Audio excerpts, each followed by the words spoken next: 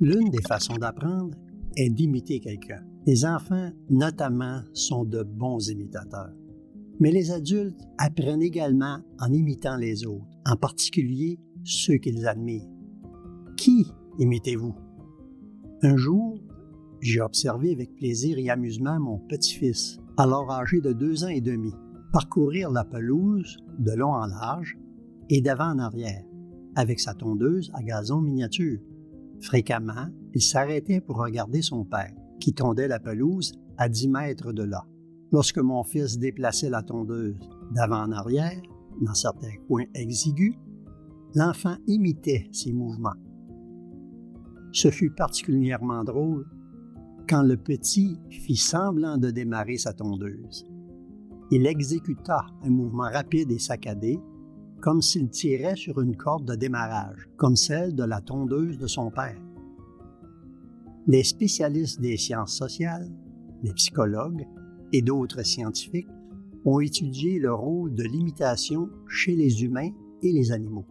Les jeunes enfants observent et imitent ce qui constitue une partie très importante de leur développement.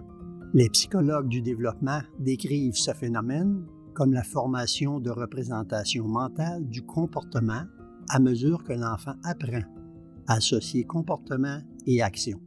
Les enfants apprennent à appuyer sur des touches, à manier des boutons et à gronder le chien, tout comme leurs parents.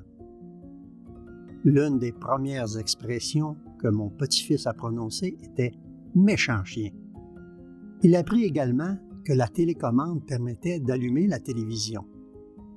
Il prit peur en appuyant sur le mauvais bouton lorsque l'image avait disparu et que la télévision sifflait après lui.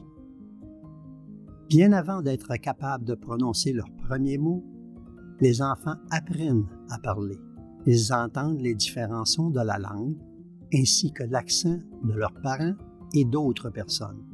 Et ils commencent à babiller pour imiter. Dès le début, les petits apprennent et imitent à la fois le positif et le négatif. On raconte parfois des histoires d'enfants qui répètent un mot impoli qu'ils ont innocemment entendu dire par quelqu'un. Parce qu'ils apprennent par l'exemple, les enfants peuvent apprendre à être respectueux, attentionnés et honnêtes. Mais ils peuvent aussi apprendre à être irrespectueux, insensibles et malhonnêtes. De nombreux autres traits de caractère, bons ou mauvais, peuvent être imités. Comme les enfants peuvent imiter, tout naturellement, les vertus spirituelles connues que sont les fruits de l'esprit, tels l'amour, la patience, la douceur et la fidélité, ils peuvent bien sûr aussi imiter les œuvres de la chair, comme la haine, la colère, les querelles et l'envie.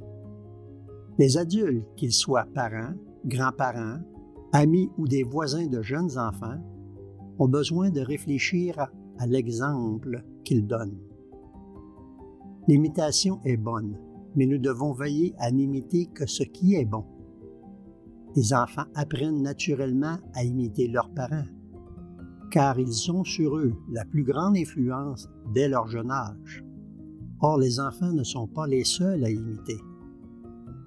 En tant qu'adultes, nous devrions également prendre le temps de considérer qui nous imitons. Il nous arrive d'imiter de façon inconsciente, mais il peut aussi s'agir d'un effort conscient pour construire notre caractère à l'image de quelqu'un que nous admirons. Quoi qu'il en soit, nous avons tous besoin d'imiter celui qui a un caractère parfait, afin de pouvoir, à notre tour, viser la perfection.